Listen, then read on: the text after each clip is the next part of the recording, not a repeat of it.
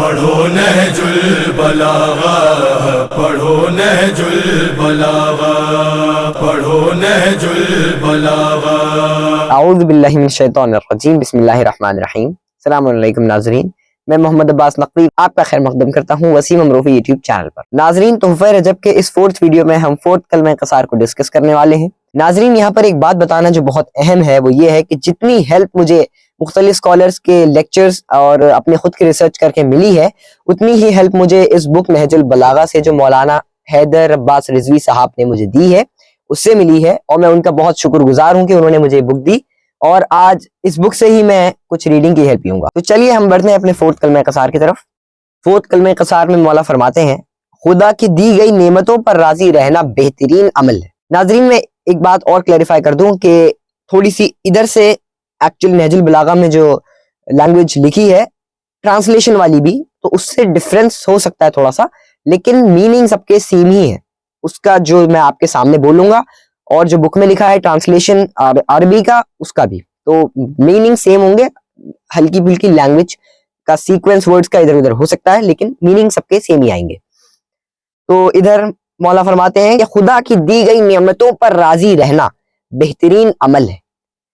خدا نے جتنی نعمتیں دی ہیں ان پر جو انسان راضی ہے یہ عمل بہترین ہے۔ ناظرین، ہم اس پوائنٹ کو بہت سارے اگزامپل سے سمجھیں گے تاکہ سارے پرسپیکٹیو اس کے کور کرنے کی کوشش کی جائے کہ کون اسے کیسے سمجھتا ہے۔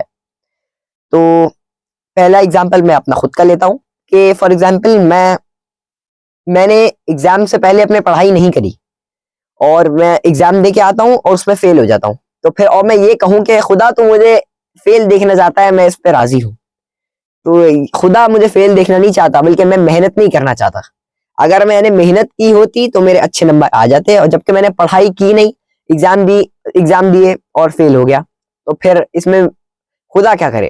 اس میں میری غلطی ہوئی، اس میں خدا مجھے نہیں دیکھنا چاہتا کہ میں فیل ہوں، لیکن میں نے خود ہی محنت نہیں کری اور اسی وجہ سے میں فیل ہوا۔ اس کو ایک اور بالکل سمپل اگزامپل سے سمجھا جا سکتا ہے کہ پانی سامنے رکھا ہے، میں پانی نہیں پی رہا اور کہہ رہا ہوں کہ خدا تو مجھے پیاسا دیکھنا چاہتا ہے، میں اس بات پہ راضی ہوں، تو خدا مجھے پیاسا نہیں دیکھنا چاہتا بلکہ میں خود پانی نہیں پینا چاہتا۔ اس بات کو جج کرنے کے لیے بھی کہ خدا کیا کرنا چاہتا ہے، خدا مجھے کس حالت میں دیکھنا چاہتا ہے اور کیسے نہیں دیکھنا چاہتا، اس بات کو جج کرنا بھی انسان کو آنا چاہیے۔ جیسے میں نے کیا کرا، پانی سامنے رکھا ہے، میں پی نہیں رہا اور کہہ رہا ہوں خدا مجھے پیاسا دیکھنا چاہتا ہے، نہیں، خدا مجھے پیاسا نہیں دیکھنا چاہتا، میں پانی پینا نہیں چاہتا، تو اب میں نے اس بات کو غلط جج کیا کہ خدا مجھے پیاسا دیکھنا چاہتا ہے، نہیں دیکھنا چاہتا جبکہ وہ مجھے پیاسا۔ اس کو ایک اور ایگزامپل سے سمجھتے ہیں۔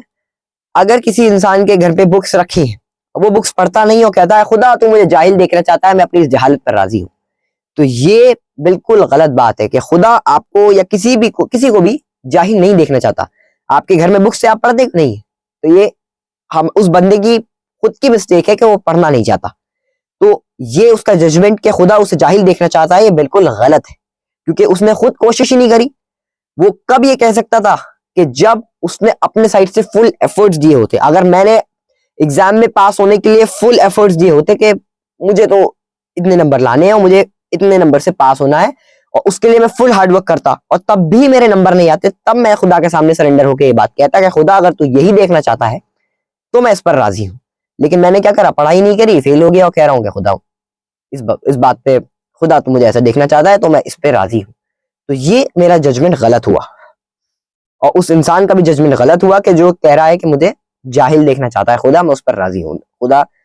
خدا آپ کو جاہل دیکھنا نہیں چاہتا۔ تو ہم ایک اور لاسٹ ایگزامپل لیتے ہیں امام حسین علیہ السلام کا۔ انہوں نے جنگ کربلا میں اپنے لاسٹ مومنٹ تک جتنے فل ایفرٹس ان کے سائڈ سے ہو سکتے تھے انہوں نے سب لگائے، فل ایفرٹس، اور اس کے بعد جب خدا نے ان سے چاہا کہ وہ اپنی قربانی دیں تب انہوں نے اپنی بھی قربانی دی۔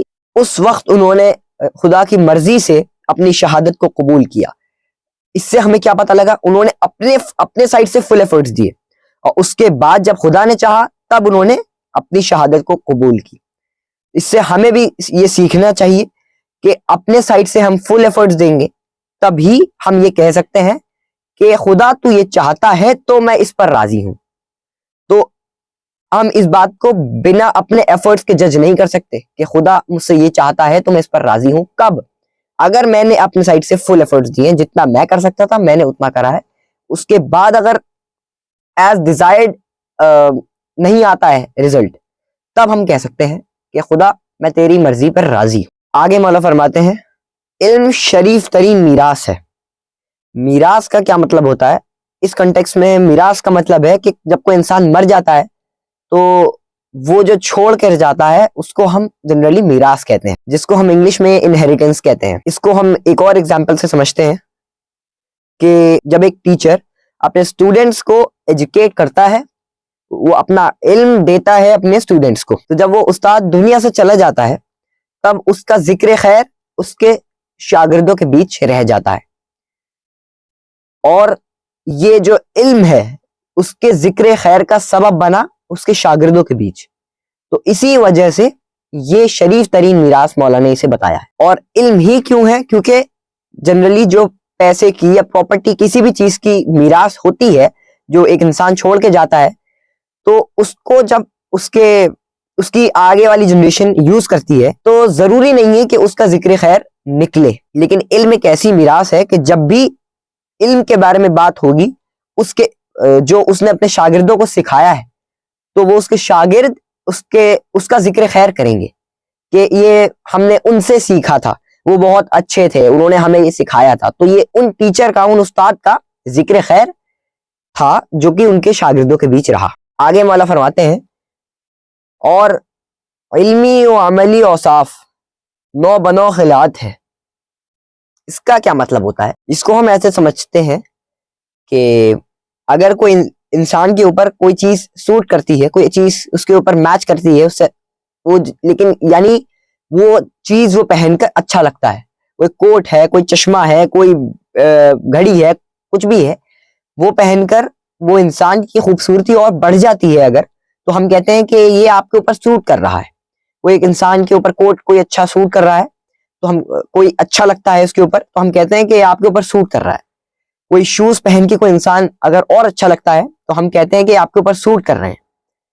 تو اس کا مطلب یہ ہے کہ اس چیز نے, کہ جو بھی اس نے پہنی, اس نے اس کی جسم کی خوبصورتی بڑھا دی. تو یہ کوٹ, شوز, پینٹ اور گھڑی اور ان سب کی یہ جو ساری چیزیں ہیں, یہ مٹیریلسٹک چیزیں ہیں کہ جس نے ہمارے جسم کی خوبصورتی بڑھائی ہے. لیکن مولا فرما رہے ہیں کہ روح کی خوبصورتی بڑھانے کے لیے, یعنی کیریکٹر کی اپنی خوبصورتی بڑھانے کے لیے اچھا اخلاق اور اچھے مینرز یہ امپورٹنٹ ہے. کہ اگر کسی انسان کے اندر اچھے مینرز ہیں, اچھے اخلاق ہیں, اچھا بیہیویئر ہے اس کا, تو یہ اس کی روح کی یعنی اس کے کیریکٹر کی خوبصورتی بڑھاتا ہے. اور یہ وہ لباس ہے کہ دنیا کے ہر مٹیریلسٹک لباس سے یا چیز سے اچھا ہے کہ جو ہماری خوبصورتی بڑھاتا ہے. آگے مولا فرماتے ہیں اور فکر صاف و شفاف آئینہ ہے. فکر یعنی ہماری سوچ, ہماری تھنکنگ. تو یہ جو ہماری تھنکنگ ہے یہ صاف اور شفاف آئینہ ہے, مرر ہے, کہ جو بھی ہماری تھنکنگ ہے, ہم جیسا سوچتے ہیں وہ ریفلیکٹ ہوتا ہے ہمارے کیریکٹر میں, کہ جیسی ہماری سوچ ویسے ہی سیم ایکشنز ہمارے کیریکٹر میں بھی ریفلیکٹ ہو رہے ہوں گے. اس کا مطلب یہ ہمارا کیریکٹر بتا دے گا کسی انسان کا کیریکٹر ہی بتا دے گا کہ اس کی سوچ کیسی ہے, اور کسی انسان کی سوچ بتا دے گی کہ اس کا کیریکٹر کیسا ہے. دونوں کو ہم ریورس کر کے دیکھ سکتے ہیں. جس طرح ایک مرر وہ چیز ریفلیکٹ کرے گا کہ جو اس کے سامنے آئے گی, سیم ٹو سیم چیز وہ ریفلیکٹ کر کے دکھا دے گا. تو اسی طرح جیسی انسان کی فکر ہوگی وہ سیم چیز فکر ریفلیکٹ کر دے گی اس کے کیریکٹر کو.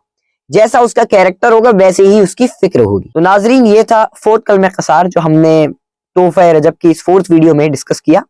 انشاءاللہ نیکسٹ ویڈیو میں ہم 5th کلمہ قصار کو ڈسکس کریں گے. والسلام علیکم ورحمۃ اللہ وبرکاتہ. پڑھو نہج البلاغہ, پڑھو نہج البلاغہ, پڑھو نہج البلاغہ.